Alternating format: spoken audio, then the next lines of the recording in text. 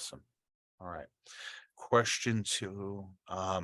Working on a re-engagement campaign, want to address the bounce emails, so was going to tag them and send them a note, but thought to myself, what should I do? Send the email, confirm delivery, and still they want information still. Okay, so when we have bounces, folks, right, and we have that status of email bounce, what I like to do is I like to create a very simple automation to kind of run these guys through, and have it around for the business. So I make a little tag goal that I need, like hard bounce or bounce status, right? And I have that go to an email confirmation.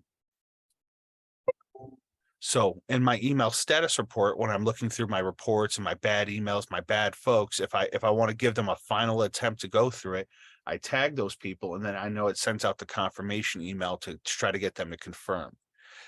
If I apply that tag onto those people and they go through this process and they don't confirm their information, then I feel comfortable getting rid of them. Getting rid of those contacts is no longer valid.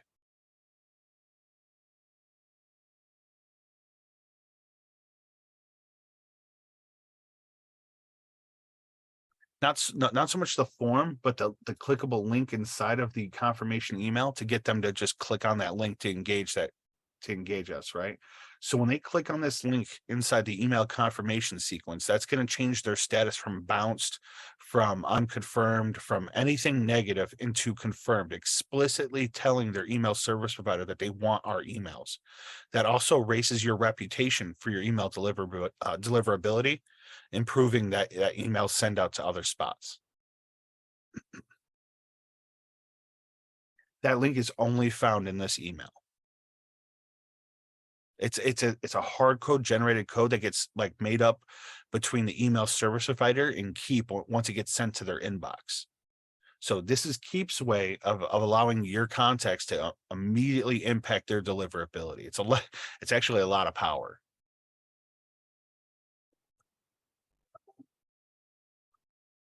It's not in the templates. No, it's specifically only in the email confirmation sequence here.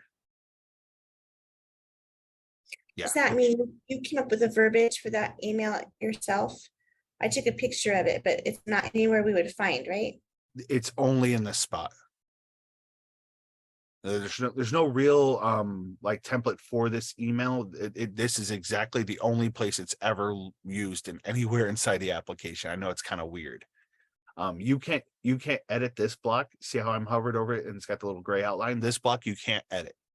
You can change the language, right? So we can change it to, Japanese, we can change to anything that we want language wise, but we can't change the actual text of what's inside of it because this is hard coded.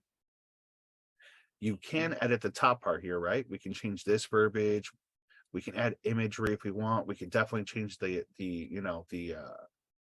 signature block, make sure that's to what you want, but we can't change the clickable link. Mhm.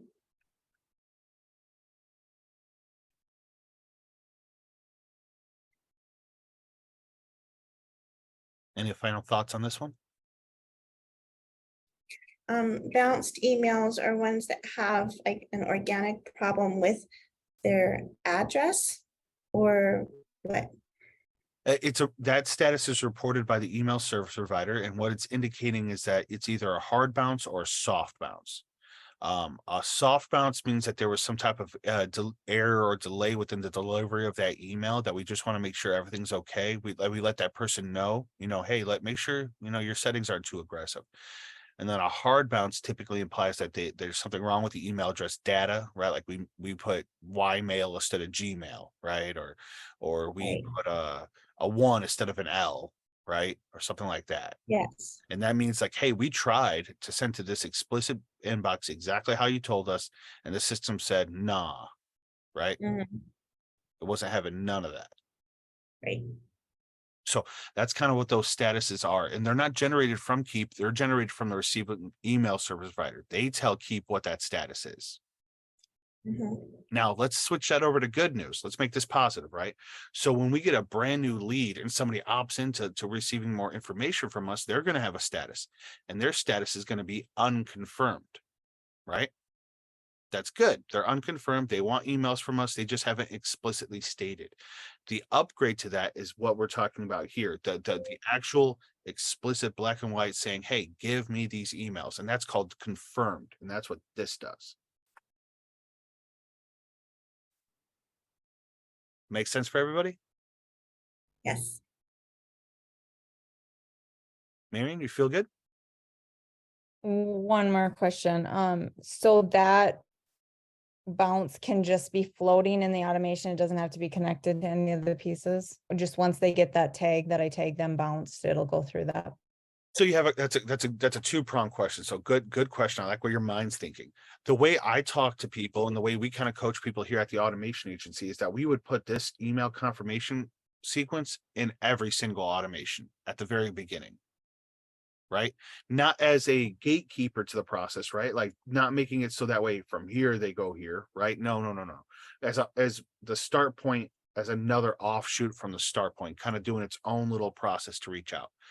This will just gently remind anybody who hasn't confirmed with us as they go through any of our automations that we want to confirm that email address, but it doesn't stop them from moving through our process. And then for two, anybody who does confirm it, they wouldn't get it ever again. The system's smart enough intuitively to know that they're already confirmed and it wouldn't send another one out.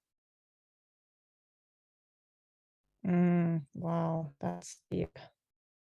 It's as deep as you want it to be. If you want to keep it simple, then make it its own automation, right? Within the automation. I mean, I would make it its own separate, complete, total automation. So that way it can be its own little island. Oh, so anyone, and then when it gets that tag, I got it. You know what I mean? So Sorry. that way, no, it's all good. It's all good. We're talking about some really nerdy stuff. So don't stress. But Oh, if you gotta make it its remember. own, yeah. And you found that email confirmation request, that box over on the left, it was just there and you just chose it? Yep, I just clicked and dragged it from over here on over. Boop. Okay. And then the confirm email, the third step you found over on the left also? These two come as a package. Oh, great. So the only thing we did was make sure we applied a tag to the list we find somewhere on Keap for bounces. Correct. We identified and created the entry goal for that automation, right? Mhm. Right. That was on my list to do today. I went through already and found all the ones that were just misspelled, like Y mail or whatever, and changed those. But then I have the rest of the list. Well, heck yeah, great work. I love where you're thinking. That's exactly where you need to be. List management's always a kind of a pain in the butt for everybody when they first come into Keap, right? Because you got to kind of learn Keap, right? And learn how Keap stores it, then learn how you can apply how Keap likes to store it to your process, right? So there's a little bit of a feeling out period, a little translation that period that happens. But as soon as you get dialed in and you really start locking down to it, it becomes a lot more intuitive. It'll feel a lot more natural once you have the tag here to begin this follow-up process when you're in your reporting, looking at your data, easily applying it to that person and just moving on with your life, right? And then as you introduce this email confirmation request to all of your other automations, it's going to passively clean up that list, right?